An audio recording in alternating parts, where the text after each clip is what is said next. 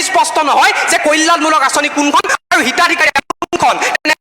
পথত তেওঁলোকক উদ্দেশ্যি ক'বলৈ পালে ভাল পাম যে দেখিছা শুনিছা তথাপিও বুজা নাই, ৱাইফাই ঠিকে অন আছে কিন্তু ইণ্টাৰনেটহে অহা নাই। নমস্কাৰ মাননীয় অধ্যক্ষ মহোদয় আৰু মহামান্য সদন। মাননীয় অধ্যক্ষ মহোদয়, আজি সন্মানীয় চৰকাৰী পক্ষৰ এগৰাকী সদস্যই উন্নয়নৰ সম্পূৰ্ণ ধাৰণাটোক কেৱল মাত্ৰ পৰম্পৰাগত উন্নয়নৰ ধাৰণা এটাৰ মাজতে সীমাবদ্ধ কৰি ৰাখিবলৈ চেষ্টা কৰিলে। অৰ্থাৎ যদি আন্তঃগাঁথনি নিৰ্মাণ কৰা হৈছে, বিনিয়োগ ব্যৱস্থা কৰা হৈছে, তেতিয়াহে উন্নয়ন হৈছে। কিন্তু মাননীয় অধ্যক্ষ মহোদয়, বৰ্তমান সময়ত উন্নয়নৰ সম্পূৰ্ণ ধাৰণাটো পৰিৱৰ্তন হোৱা দেখিবলৈ পোৱা গৈছে। অমৰ্ত্য সেনে তেখেতৰ বিখ্যাত গ্ৰন্থ ডেভেলপমেণ্ট এজ ফ্ৰীডমত স্পষ্ট ভাষাৰে উল্লেখ কৰিছে যে এখন ৰাষ্ট্ৰৰ উন্নয়ন তেতিয়াহে নিশ্চিত কৰিব পৰা যাব যেতিয়া সেই ৰাষ্ট্ৰখনে শিক্ষা আৰু স্বাস্থ্য খণ্ডৰ দৰে সামাজিক খণ্ডসমূহৰ ওপৰত গুৰুত্ব প্ৰদান কৰিব।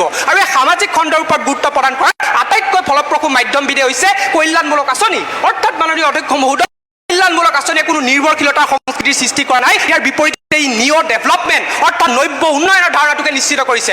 আৰু আজি এইবোৰ কথা তেওঁলোকে স্পষ্ট নকৰি কোনে ক'ত ভীমকল খাইছে, জাহাজী কল খাইছে, সেইবোৰ কথাতে তেওঁলোক আজি সীমাবদ্ধ থাকিলে। ইয়াৰ উপৰিও মাননীয় অধ্যক্ষ মহোদয়, আজি সদনৰ উত্থাপন কৰা বিধেয়কখনত থকা কল্যাণমূলক আঁচনিৰ ধাৰণাটো ডিচেন্ট্ৰেলাইজেশ্যন অৰ্থাৎ বিকেন্দ্ৰীকৰণৰ ধাৰণা এটাৰ ওপৰত প্ৰতিষ্ঠিত হৈ আছে।